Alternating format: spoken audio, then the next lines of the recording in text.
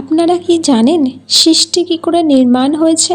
দেবাদিদেব মহাদেব যখন ব্রহ্মাকে আদেশ দিলেন সৃষ্টি নির্মাণ করার জন্য, তখন ব্রহ্মা মহাদেবকে প্রণাম করে শ্রীহরির থেকে জ্ঞান অর্জন করে মহাদেব ও শ্রী বিষ্ণুকে স্মরণ করে আচমন করে অঞ্জলি দিয়ে জলকে উপর দিকে ছুঁড়ে দিলেন।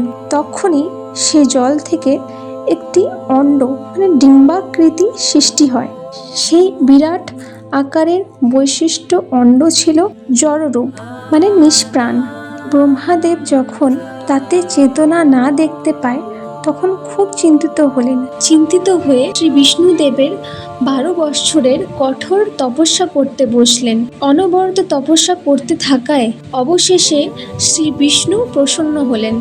ভগবান শ্রী বিষ্ণু ব্রহ্মাদেবের কাছে এসে বললেন, আমি প্রসন্ন হয়েছি, তুমি বর প্রার্থনা করো। ব্রহ্মাদেব বলেন, বিষ্ণুদেব আপনাকে প্রণাম।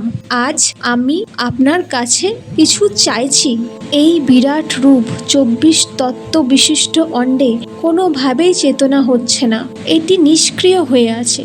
শ্রীহরি মহাদেবের কৃপায় আপনি এখন এখানে উপস্থিত হয়েছেন, সুতরাং দেবাদিদেব মহাদেবের সৃষ্টির শক্তি সাহায্য লাভ করে এই অণ্ডের চেতনা সৃষ্টি করুন। তখন শ্রী বিষ্ণু অসংখ্য রূপ ধারণ করে সে অণ্ডের মধ্যে প্রবেশ করলেন। সে অণ্ডটি তখন চেতনা প্রাপ্ত হল। পাতাল থেকে সত্যলোক পর্যন্ত সে অণ্ডের রূপ শ্রীহরি বিরাজমান হলেন। সেই বিরাট অণ্ডে স্থাপন হওয়ার জন্য শ্রী বিষ্ণুকে বিরাজ পুরুষ বলা হয়।